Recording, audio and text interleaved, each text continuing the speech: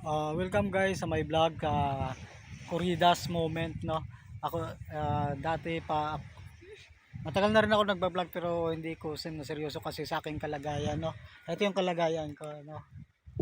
Yan, kaya matagal na hindi ako yung mga video ko na yun, guys. Yung mga video ko na yun, ano na yun. Ah, yung mga video ko na yun, mga naka-upload, ibang nag-video yun kaya mapansin nyo maiksi. Kasi yung time na yun, rugi na ako, ibig sabihin na hindi na ako makatayo, makaalis-alis sa bahay kung walang wheelchair, no? Dati sa Palawan ako, sa Brook sa Mambalot. No, doon kami nakatira dati pero nung narugi ako 3 months, January, ngayon to 2023, narugi ako, halos hindi na ako makabangon. No, sa loob ng 3 months, sinundo ako ng aking tiyo tapos sa aking kapatid, no, sa Brook sa Mabalot. Kaya tapos dinala ko dito sa Mindoro, hometown ko Mindoro, no. So siguro matagal-tagal na rin ako dito mula April, no. Yung aking karamdaman wala pa rin pagbabago, no. Nagsimula ito guys sa yung aksidente na hindi napahilot, no. Yung naman napahilot naman to nung narugi na ako. Marami na rin nagtry maghilot pero yung sakit sa paa, yung hindi ako makalakad, yung sa spinal, yun yung pinakagrabe sa spinal. Kaya sabi ng iba connection daw sa sa spinal, kaya halos hindi ko mabuhat yung kanang ko, ito yung kanang paa ko, no, hindi mabuhat pati yun ito. Masakit dito, masakit yan. Pero nagtry na rin kami pa x-ray, check up, no. Yung una walang resulta, ay kung saan normal naman siya. Itong kanan na to normal naman to, normal. Kung saan ay hindi makita yung damage niya kung bakit, no. Tapos mabigat talaga to. So ang tinitingnan niya yun ay yung spinal, kasi doon yung spinal ko hindi ko kasi mapaview sa inyo yung spinal ko. May bumukol kasi doon, tapos nag-disalign, may bumukol tapos may lumubog. Kaya yun yung mga iniinda ko ngayon. Kaya hindi ako maka-vlog ng malayuan. Minsan nagre-reels rin ako pero yung mga reels ko, mapansin nyo halos sa bahay lang mga views, sa mga bahay lang yung mga background ko. Hindi talaga ako yung ako talaga mag-video, no. Yung yan minsan mga bata lang pag nagre-reels, pag video sila yan. Pag tinitingnan ko, pag okay, di upload ko. Pero sa vlog, dito sa may YouTube, hindi talaga ako minsan hindi talaga ako ang kumukuha.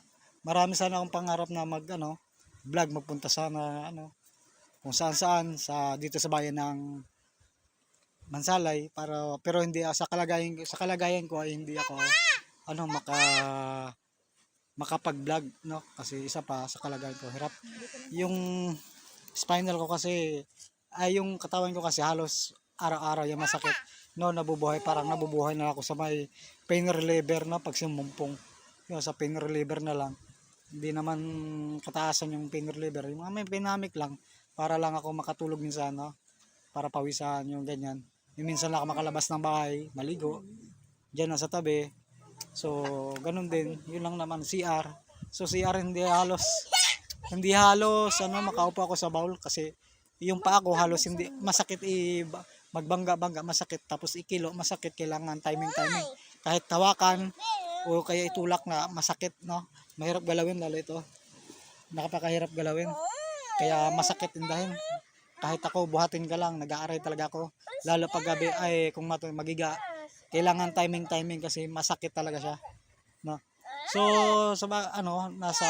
kung susumahin dito sa Mindoro, nasa nasa 10 years na iniinda ko na 10 years, 10 months na iniinda ko na itong yung maghiga, upo, hindi na ako makatayo.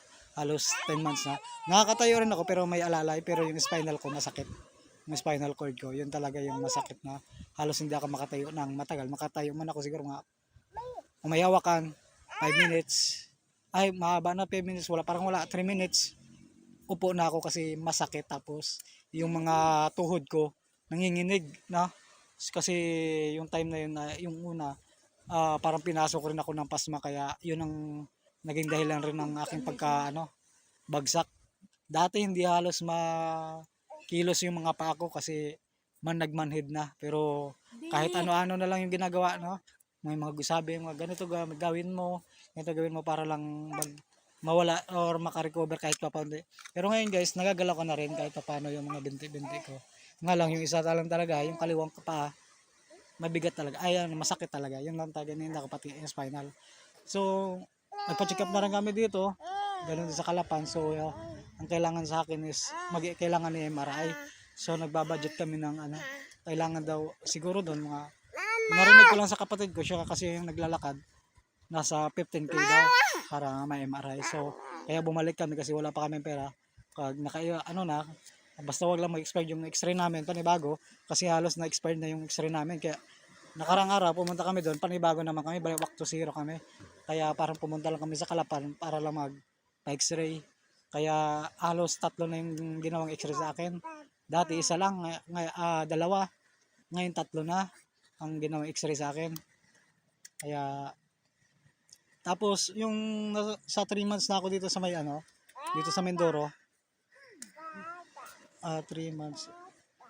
April, May, June, July, August, September. Kailan nga ba? October, sumunod na yung September, pinasundo namin yung asawa ko, yung aking pamilya, kasi nagkapamilya ako doon sa Maybrox, sa Palawan, pinasundo.